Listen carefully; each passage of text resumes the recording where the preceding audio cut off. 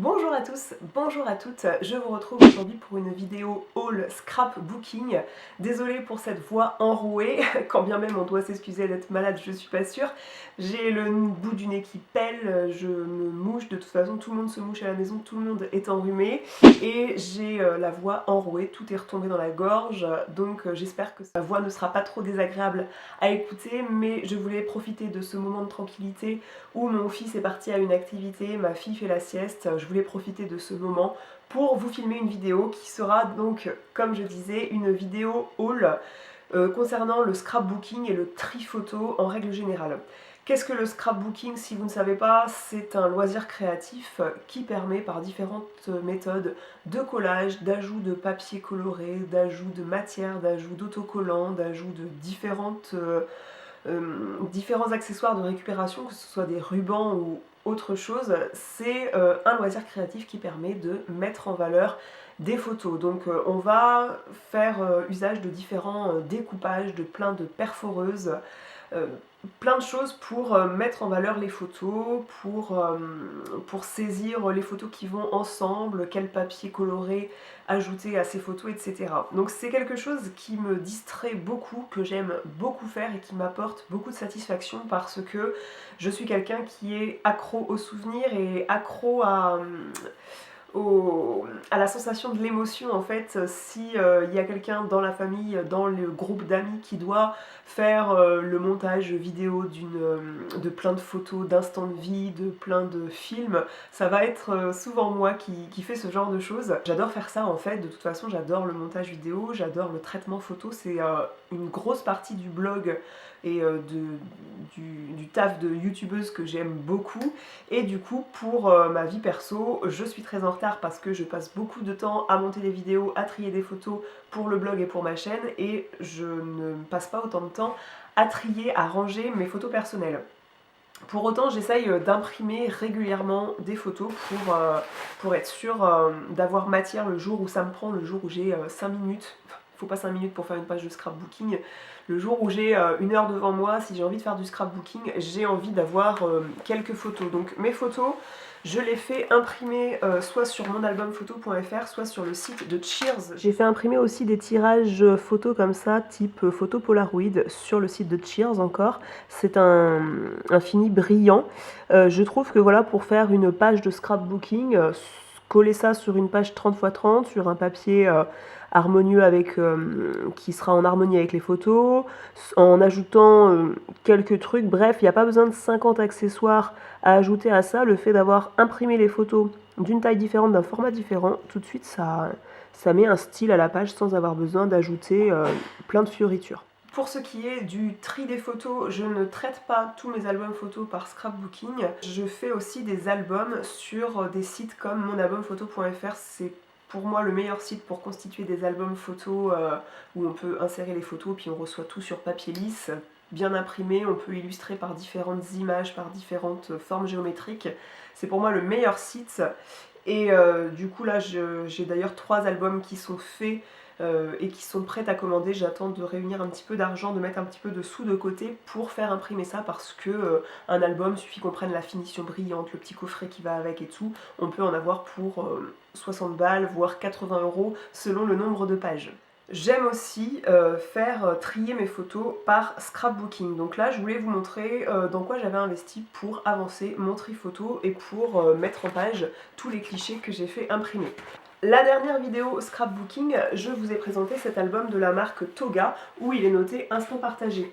J'hésite à en commander un autre, quoique j'ai navigué un petit peu sur le site de Toga et ils vendent des vis. Je sais pas trop comment ça fonctionne puisque cet album contient 10 pages que j'ai commencé à compléter. Je vous ai montré ça la dernière fois. J'ai fait les pages en votre compagnie. Et il montre sur le site des vis. Est-ce qu'on peut démonter ça et puis après il faut mettre les vis pour pouvoir recharger l'album. Alors est-ce que je suis pas sûre que le mien il loge plus de 20 créations, puisque puis qu'on mette des stickers qui soient 3D, ça prend quand même de la place, ça prend de l'épaisseur.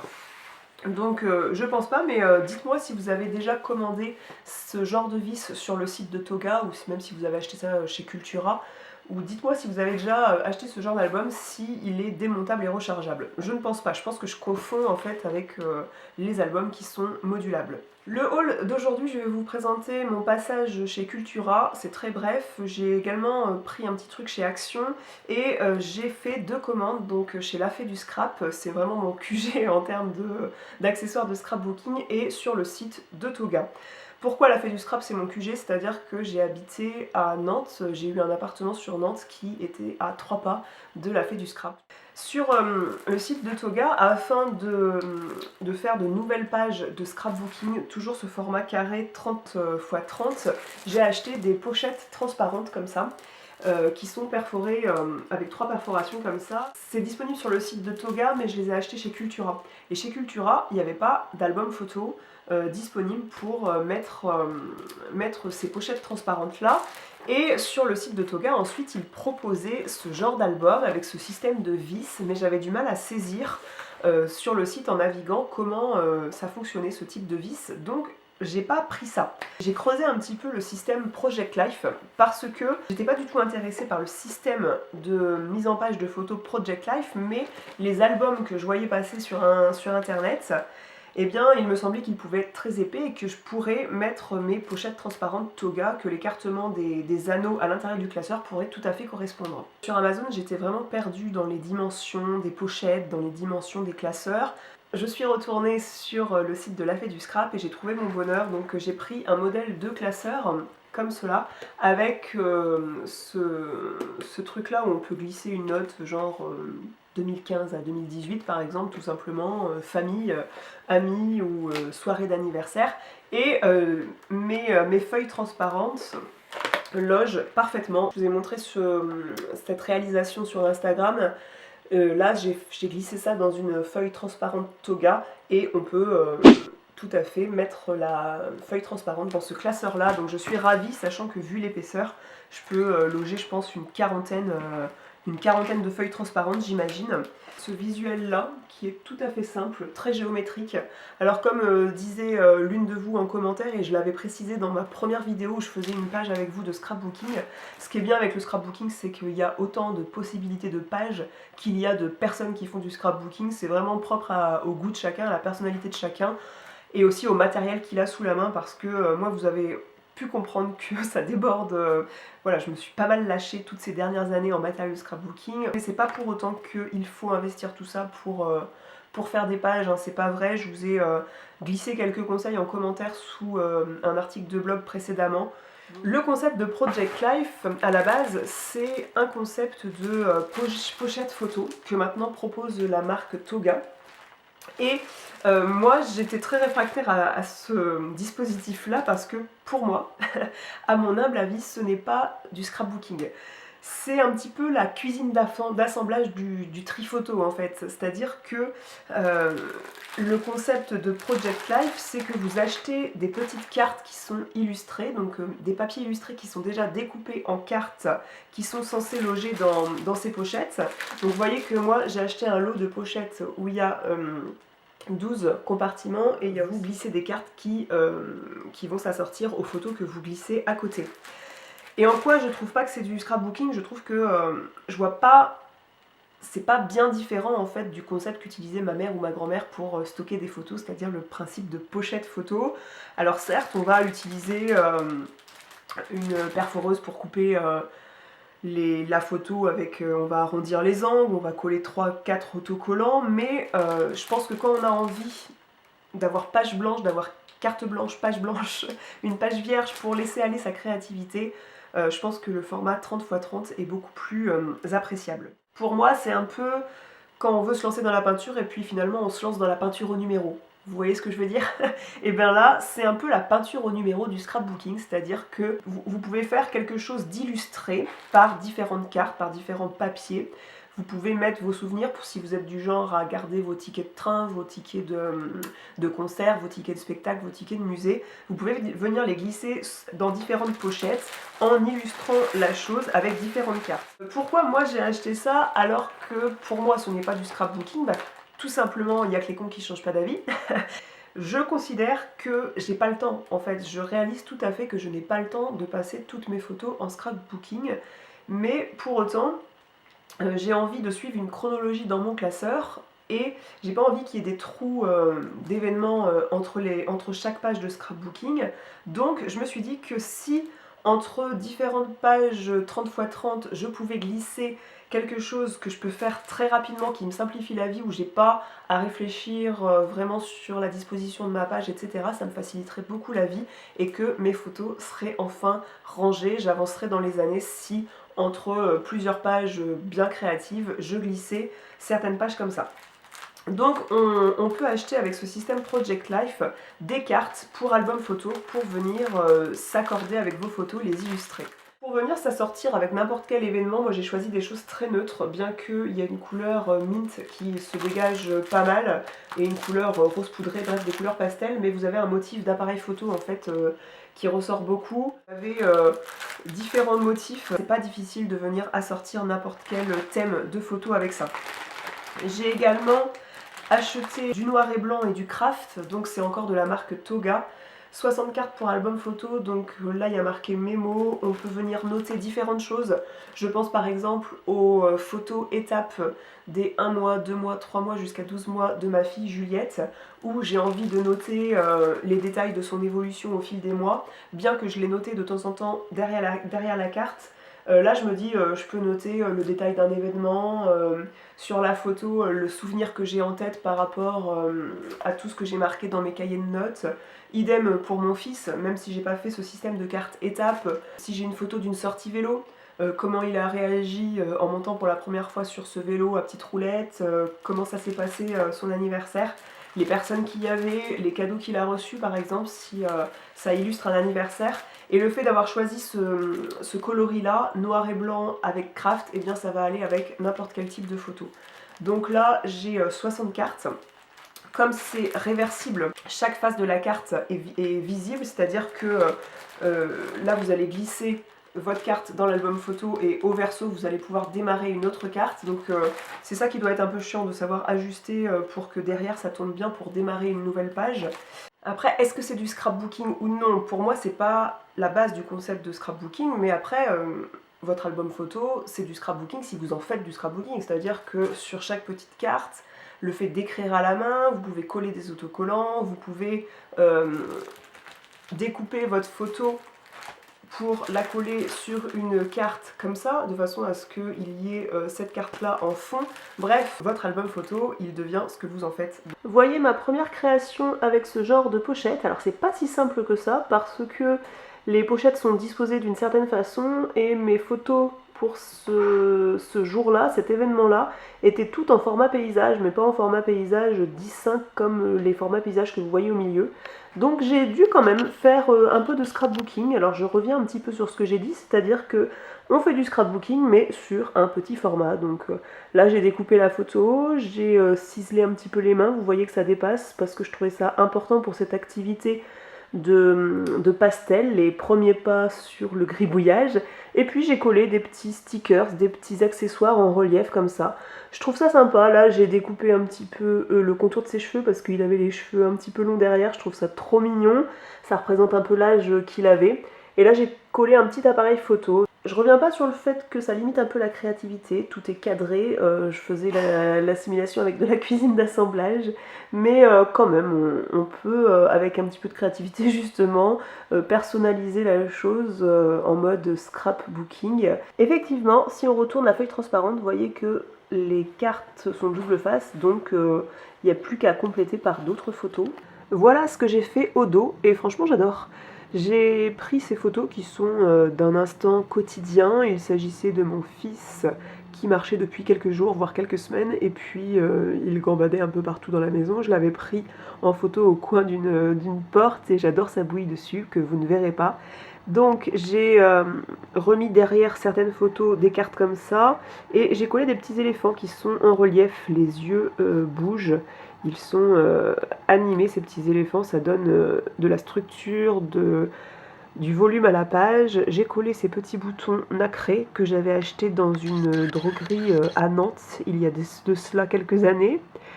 Et là, j'ai découpé mon fils vraiment dans tous les contours. J'aime beaucoup faire ça, vous l'avez déjà vu sur nombreuses de mes pages. Et comme là, il y avait du vide, et que là, j'avais coupé son bras, et que j'aurais dû, je me suis dit, coller le personnage contre le bord, et bien j'ai fait un jeu de flèches comme ça pour casser cette coupure. Donc écoutez, défini comme du scrapbooking ou pas, j'en sais rien, et peu importe, j'ai envie de dire, l'essentiel c'est de réussir à trier ses souvenirs, à classer ses photos, à les mettre en scène, à avoir un résultat qui nous plaît, et que lorsqu'on le fait, que ça soit satisfaisant à faire, que ce soit un passe-temps agréable. Et je trouve que avoir ce format-là à côté d'un format comme ça, eh bien ça fait un album assez mixte, assez diversifié, je trouve. Vous pouvez également coller ce genre de petits accessoires. Alors j'ai acheté ça, je sais pas ce que j'en ferai parce que c'était pas cher en fait. Il y a des petits polaroids, il y a des petites étiquettes où il y a marqué le bonheur c'est par là, love is in the air. Il y a marqué famille, home, des petites flèches. C'est plus les cactus, je me demande ce que je vais en faire, mais ça peut servir. C'est un peu le principe du scrapbooking. Quand je trouve un ruban, quand je conserve un ruban de je ne sais quoi, je dis ça peut servir, je le garde. Il y a également ça avec des petites étiquettes où il y a marqué ne t'arrête jamais de rêver, pense, crois, rêve et ose, make it happen. Pas mal de petites phrases comme ça inspirantes qui permettront d'illustrer soit des pages 30x30, soit de glisser dans mes pochettes. J'ai également commandé des lettres qui sont au format brillant, donc ça se voit pas de près, mais il y a marqué Oh Glitter by Toga. Donc il y a des lettres de différents formats, donc des minuscules et des majuscules. Les lettres reviennent plusieurs fois et ça peut permettre de marquer soit la date, soit ou plutôt le lieu d'événement, parce que j'ai pas pris de chiffres, j'ai juste pris des lettres. Un lieu d'événement par exemple, de marquer ça au propre plutôt que d'utiliser une étiquette et de marquer à la main par exemple. Je trouve ça sympa. Je vise à acheter l'étiqueteuse Dymo qui fait un marquage de lettres en relief et qui fait un petit peu vintage pour pouvoir coller des dates ou des lieux sur mon album de scrapbooking et que ce soit marqué de façon propre. En cadeau, la Fée du Scrap m'a glissé aussi ce genre d'étiquette et c'est top qui m'ait glissé ça. Elles sont à découper, elles sont pas autocollantes, donc faut veiller à faire des coupures nettes.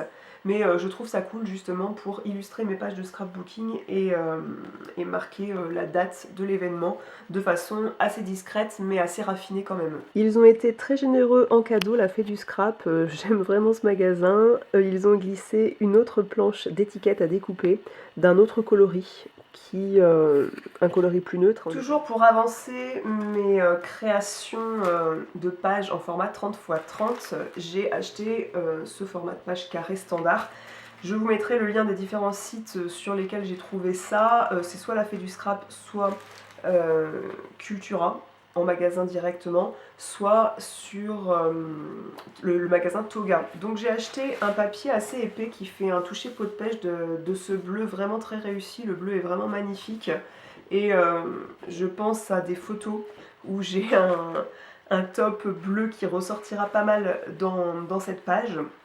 Et mon fils aussi a un t-shirt bleu. J'ai beaucoup aimé cette page avec des bateaux. Donc ça, je vous l'ai déjà dit, mais comme j'habite pas loin de la mer, j'habite en Charente-Maritime, on a pas mal de photos des enfants, des photos de famille proches de la mer, donc c'est bien d'avoir des plans sur ce thème-là. Soit pour glisser dans mon système de pochette Project Life, soit pour utiliser la page dans son ensemble. J'ai bien aimé cette page-là, donc c'était un lot de deux. Vous voyez que ça s'assortit bien. Donc là, vous avez des petites cartes que vous pouvez volontiers découper, donc ça peut être pratique pour, encore une fois, faire une page rapidement. Et comme j'ai un massicot, je vais découper ça en 2 temps 3 mouvements.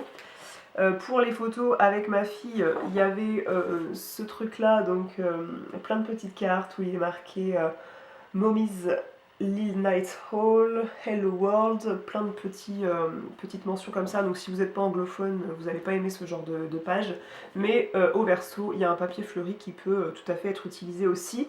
Voire, en général, ces papiers c'est bien parce que dans une feuille transparente, ça fait double utilisation. Vous faites une création d'un côté et une autre de l'autre côté. Et voilà, vous passez d'une page à l'autre. c'est décoré. J'ai acheté un papier format simili-cuir comme ça, je trouvais ça sympa. Je me suis dit pour faire une création originale, donc c'est une feuille que j'ai payée un peu plus cher que les autres. Mais je trouvais ça sympa, pourquoi pas. Ensuite j'ai pris ce format bleu foncé. J'aime bien utiliser des fonds foncés, je trouve que les photos ça les met tout de suite en valeur, elles ressortent tout de suite énormément, c'est très agréable. Chez Cultura, j'ai acheté d'autres papiers comme ça, toujours dans l'esprit bord de mer. Alors j'ai beaucoup aimé le côté écriture comme ça, mais j'ai eu du mal à l'utiliser comme ça, mais j'ai perforé dedans des ronds parce que j'ai utilisé ce fond là. Je vous montrerai la page que j'ai constituée avec ce papier, c'était pour faire fond d'autres photos. C'est toujours possible en fait de récupérer cette page là qui me plaît beaucoup en par exemple prenant ce genre de papier et vous faites une petite bordure comme ça, c'est tout à fait possible de récupérer la chose et vous mettez les photos en hauteur, voire entrecoupées, qui entrecoupent les deux pages, c'est tout à fait possible de récupérer ça. J'ai acheté chez Action un bloc comme ça, mais que je trouve magnifique, et les coloris au départ ça faisait très féminin, mais finalement il se trouve que j'ai fait plein de photos avec mon fils là-dedans, parce que voilà, vous avez plein de jolis marrons fleuris comme ça, vous avez ce motif fleuri, mais qui est de couleur mauve pastel, marron, c'est canon. Vous avez des pages un peu plus brillantes, avec du rose gold, comme celle-ci. Ce genre de design aussi, une fois vous l'avez mat et puis une autre page vous le retrouvez en rose gold brillant. C'est vraiment des blocs de pages qu'on paye 3 fois rien. Si vous cherchez des blocs de pages 30 x 30 comme ça, allez chez Action. Pour démarrer le scrapbooking et investir très peu d'argent, je vous recommande franchement ce magasin. J'ai commandé sur le site de Toga un ruban comme ça, un ruban fleuri. C'est limite un imprimé Liberty et je trouve que ce ruban est très joli. Alors les stickers, c'est la chose qui n'est pas la plus rentable, c'est-à-dire que vous avez une planche de stickers, vous allez peut-être l'utiliser sur 2 pages, mais pas indéfiniment. C'est pas le même investissement que quand on utilise une perforatrice.